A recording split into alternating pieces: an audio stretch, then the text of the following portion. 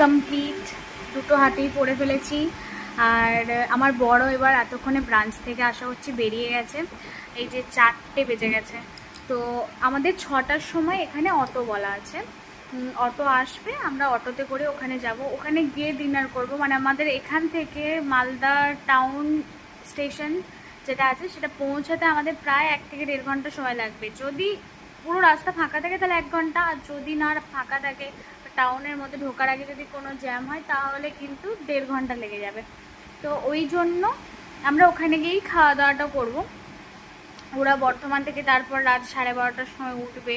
তো তখন ভেবেছিলাম মাকে বলবো যে কিছু করে পাঠাও, কিছু খাবার যদি খিদে পেয়ে যায়। আমি এখন আর মানে আমার চিকেন মাটন এইসবের প্রতি আর ভালোবাসাটা খুব একটা নেই। তো আমি বাইরের এমনি চিকেন টিকেন একদম খেতে একদম মানে কমফোর্টেবল নই আমি। তো সেই জন্য বাড়ি থেকে ভেবেছিলাম মাকে বলবো, কিন্তু এই রাত 12টা 12:30টার সময় ওরা নিয়ে আসবে, ওরা আনবে, আমার আবার তখন খাওয়া। আর এমন সিট পড়েছে, একটা আপারে পড়েছে আমার seat, upper middle side upper, তাহলে যে কোথাও একটা বসে খাবো সেই জায়গাটাও ঠিকঠাক নেই।